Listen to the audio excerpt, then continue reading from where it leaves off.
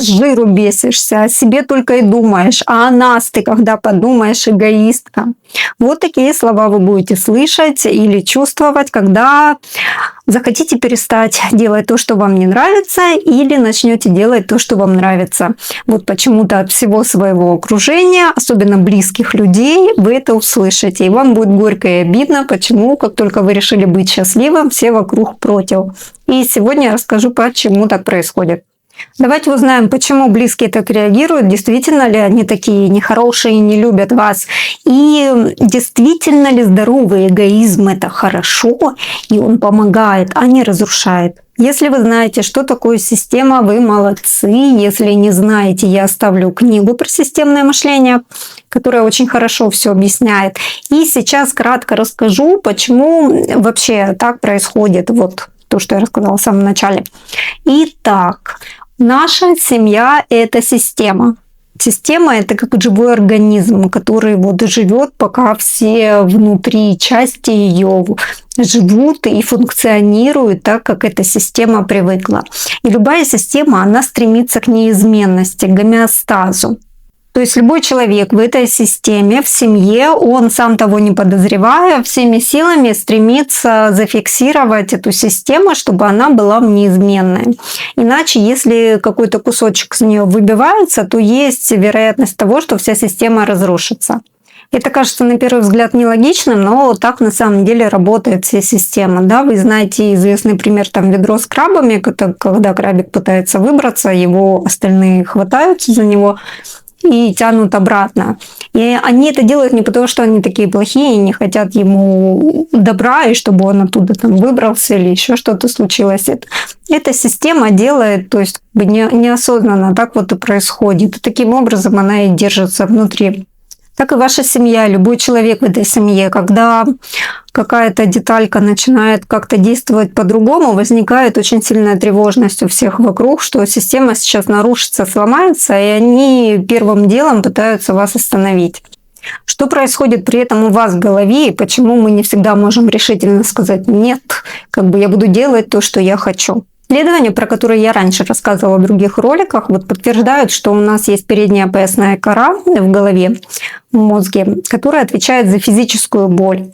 И она также активируется при социальном отвержении. То есть, когда вам говорят, мама например, говорит, я от тебя такого не ожидала. И вот эти все слова нехорошие. У нас активируется та же зона, которая активируется при физической боли. То есть нам фактически становится точно так же больно, как будто нас ударили. Это древний эволюционный механизм для того, чтобы стая нас, когда изгоняет, мы умирали. И для того, чтобы мы внутри стаи оставались, мозг так настроился, чтобы ему было больно от социального отвержения, чтобы он заранее понимал, что нельзя идти наперекор стаи. Но сейчас это не актуально, а мозг по-прежнему также и работает. Почему с нами так поступают наши родственники? Действительно ли они хотят нам нехороших вещей и не желают нам счастья?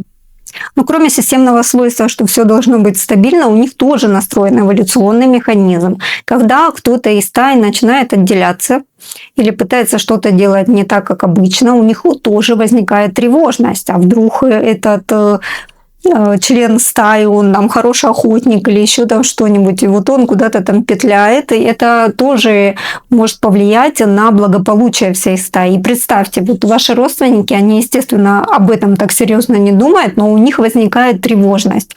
Вы что-то делаете новое, а у них тревожность. И единственное, как они могут заглушить эту тревожность, это чтобы вы перестали это делать. Но при этом как же начать вам что-то делать? Вы же чувствуете вину, и очень часто это чувство настолько сильное и непреодолимое, что вы забиваете на все свои желания. Так делать нельзя, да? И мы хотим от этой вины избавиться. Во-первых, мы уже поняли, что это не вина в прямом смысле слова, да? Когда ты кому-то сделал очень-очень плохо, и у тебя чувство вины, как ты мог. А это ваша передняя поясная кора вам сигнализирует, тебе должно быть больно, ты сейчас уходишь из стаи, ты можешь погибнуть. То есть это такое иррациональное чувство. Это не та вина, которая рационально в вас возникает. Вы свободный человек, имеете право жить так, как вы хотите, если вы никого там не бьете, не грабите, какие-то ужасы не творите. То есть отделяем истинную вину, да, в которой вашими действиями она никак не наносится вред, никому вы не наносите, вину чувствовать не должны. И вот этот вот весь бред, который продуцирует наш головной мозг для вашего выживания, но который является иррациональным. Второй важный момент, когда вы живете не свою жизнь и не делаете то, что вы хотите, вот вы начинаете быть очень злым, плохим, раздраженным. Вы начинаете ненавидеть тех, кто вас сдерживает.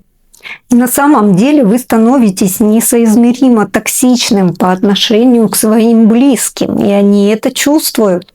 Поэтому тут как ни крути, для того, чтобы быть в хороших отношениях со своей семьей и с родными, вы должны перестать быть злым, раздраженным и токсичным. А для этого нужно делать то, что ты хочешь, и заниматься тем, чем ты хочешь. Иначе, как бы ты ни хотел, ты превратишься в старую ворчливую бабку, которая ненавидит всех своих родственников, которые когда-то там вот сказали по своей глупости и непониманию, как у нас работает голова, что «а может лучше ты там дома посидишь». И они действительно в тот момент думали, что так лучше. И тут в итоге получили на выходе вот такую старую злобную коргу. Но это будет в будущем, если не делать того, чего ты хочешь, да? А теперь давайте посмотрим на настоящее и какие бывают методы, вот, чтобы в данный момент с этими самыми родственниками не конфликтовать так сильно. Есть такая классная техника, называется заезженная пластинка. Она работает вот с теми людьми, с которыми объяснять и оправдываться вообще не удается, потому что там на любой аргумент найдется еще 1000 аргументов, тебе просто всю душу вынесут, как говорится, все нервы вытрепят. То есть, когда у тебя в очередной раз там мама, например, спрашивает, а зачем же ты увольняешься с такой хорошей работы?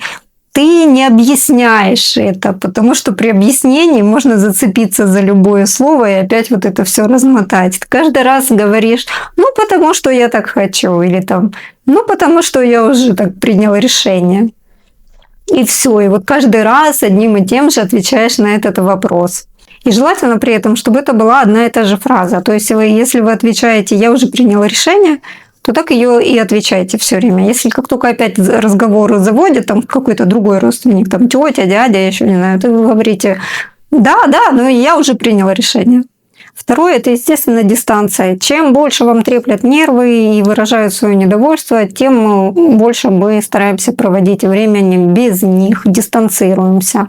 Поменьше общения. Если человек не понимает, сворачиваем разговор, вот как только эта тема затрагивается. И рано или поздно, если хоть какие-то там есть в голове соображалки, то человек заметит эту связь, что да, как только заходит об этом тема, то ты с человеком перестаешь общаться. Для того, чтобы с ним общаться, нужно не поднимать эту тему. Окей.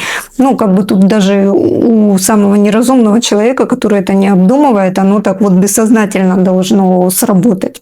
То есть, когда начинается вся эта заварушка, претензии к вам, что вы эгоист, эгоистка, и на кого же нас покинула, то, во-первых, в 90% случаев вам действительно не желают зла. Это просто работают так наши древние структуры мозга, которые пытаются сохранить эту самую стайку в том системе, в которой она была неизменной, чтобы ничего не развалилось.